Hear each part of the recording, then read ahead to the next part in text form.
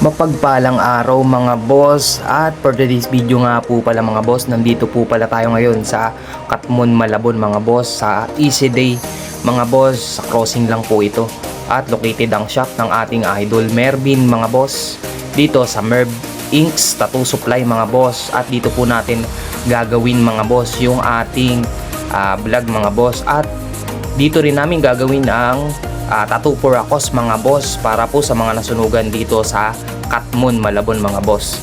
At pakita ko na rin pala mga boss ang ating idol, ang shop owner si Mervin mga boss, bilang tattoo artist, at ganun din si idol Jojo Dilim mga boss. Alam nyo na, idol talaga yan mga boss. Kabilang din si Lucky mga boss, isa din sa mga tattoo artist. At shoutout nga po pala kay Toby mga boss, na hindi po nakadalo dahil nga po puyat at pagod din sa mga sunod-sunod na session.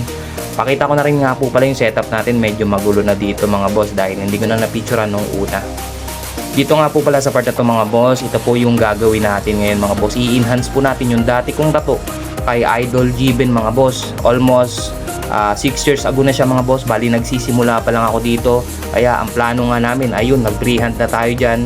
Then in-enhance natin, at hindi ko na nga po pala pinatagal yung video na ginawa ko mga boss dahil nga marami na tayong sinabi.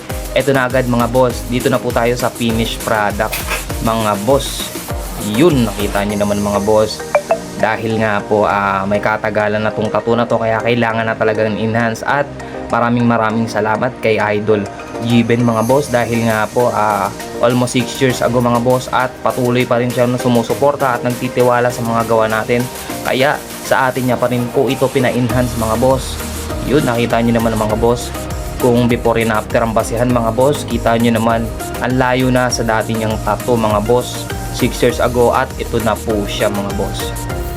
Yun, magkaiba nga lang po yung ink na gamit ko noon, tapos ngayon mga boss, dahil mas maganda na po yung gamit nating ink dito, ganun din po sa mga gamit natin, dahil talagang after a year mga boss, kailangan po natin i-improve yung mga gamit natin mga boss. Yun mga boss, tuloy-tuloy pa rin po pala yung ginagawa nating tattoo for a cause mga boss. Ganun din po ang Bermans promo natin mga boss sa Mervins Tattoo Supply mga boss, na 3 minimal tattoo for only 1,000 pesos mga boss.